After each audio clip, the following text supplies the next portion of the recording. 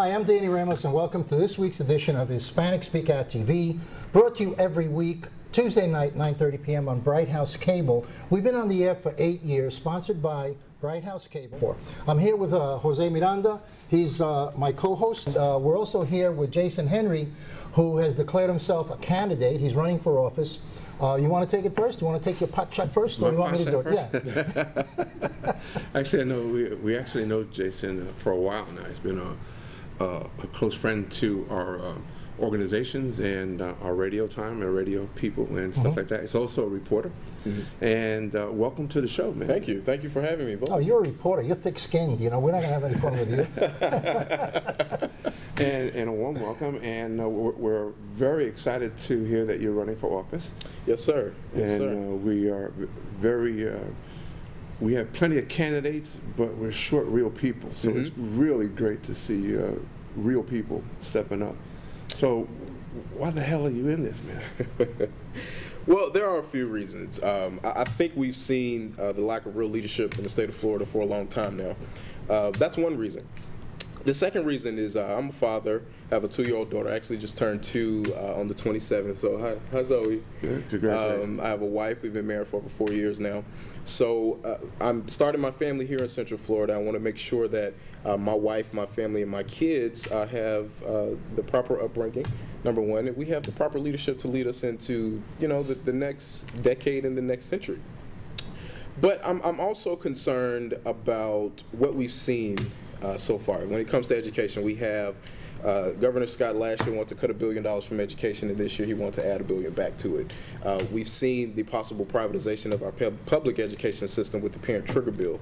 We've seen the failed attempt to try to privatize our prison systems, which I'm pretty sure there's going to be another attempt at that next year. Absolutely. So I want to make sure that we have the proper leadership in place so that we can make sure that Florida's taken care of. We need vision, as you said, we need real people, and we need real leadership. Why? Tell us a little about the prison system situation. Sure. Why are you against privatization of the prison system? Well, if we look at it just from a bare bones level, I compare it closely to almost human trafficking. When you have organizations who are publicly traded companies, and the way they make their money is how many bodies they have in a bed, that's not to try to save money, that's to continue a cycle. We can trace this all the way back to education. We can trace this back to Florida's high recidivism rate, which is above 30% for especially African American teens between the ages of 18 and 25. But the state hasn't really been successful in bringing, you know, a close to having these people go through a revolving door. You know, we're like you say, we're warehousing these people. We're not training them, and then we throw them out and expect them with a record to all of a sudden to become successful. Exactly. So don't That's you not think? A rehabilitation system. Yeah, but the state have screwed up for the longest time doing that. So don't you think that there should be a shot to give somebody else an opportunity to take a crack at it to see if it works? Not with private organizations. We've seen, look, when we talk about businesses that are traded on the S&P 500 and the NASDAQ, your bottom line is to make money. That's the goal of any business. But when we're talking about the lives of other human beings, that should not be your main goal. We've seen that was Dean Cannon and Mike Herodopoulos. They tried to privatize the prison system this past session. Said it was going to save almost $7 million. There's a study. That's not a lot of money to save. It's not, but there was a study that came out. It's a big number. But when you're talking about the prison system, it's not a lot of money. It's not, but what usually happens is there was a study by a professor, I think from the University of Utah, where they said that what usually happens with these organizations is they keep the high-priced prisoners, they give those prisoners to the state, and they keep the low-cost prisoners. And in the long run, it actually costs the state more to privatize that system. We're also looking at some of these communities, especially some of the rural and urban areas in Florida. They have their communities are based off of the prison systems that are there. So a lot of the people who live in that community work for those prisons. So you're going to shut those prisons down, you're going to kick those people out, and then that's just going to contribute to a high unemployment rate and having these individuals having to, you know, I don't want to say they have to lean on the government for assistance, but if that's a cycle that we're trying to stop, why would we want to continue that process? What's your solution? While a prisoner is going through the process, he's not getting the proper attention he needs. And again, no matter who it is they're warehousing, they're not getting the proper attention that's needed in order to prepare him for coming out. So what would you do to change the system so that when they come out, there's something there that they can look forward to besides being unemployed. Well, I think this is... Or holding somebody up and going back in again. This is rehabilitation, and this goes all the way back to when kids drop out of high school, and then that's when the recidivism starts. But if we're talking about strictly rehabilitation, it's not enough to say, okay, we're going to just push more money into the prison system, try to give you a little bit of training, okay, you're gone, you're out by yourself. We need to have programs set up for these inmates once they leave the prison system that we can say, okay, this is a trade that you can learn, this is a vocational program that we can enter you into so that we can properly train you so that when you are back out in the world and in society, that, you know, these are different programs that we have set up for you for rehabilitation instead of just saying, we're done with you. What does it cost, Jose? We talked about it one time. What does it cost to have some guy locked up for a year? Things like $75,000, $80,000, something like that? It's pretty high. Yeah, but now we're talking about money just across the board, and considering our current economics, where are we going to get these funds to do this rehabilitation?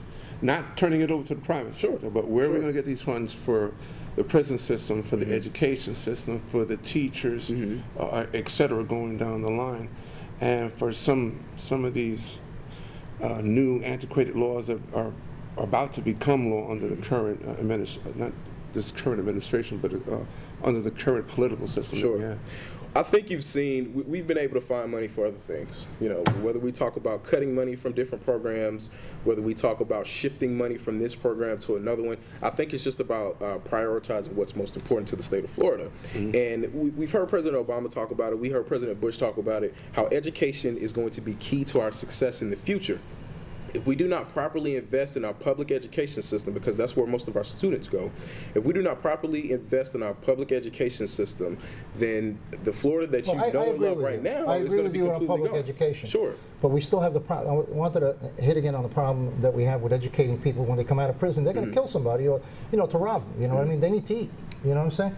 Or they become politicians. We have I think we have 25% of the world's imprisoned population is in the United States. 25%, 1 out of 4 people in the world that are in prison in the United States. That has a lot to do with the drug laws.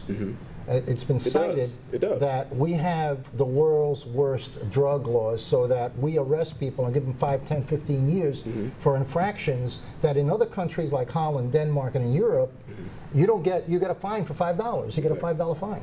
You know, so our correction system is flooded with people that, you know, have a bag of marijuana, you know, and they go to jail for 5 years for having a bag of marijuana.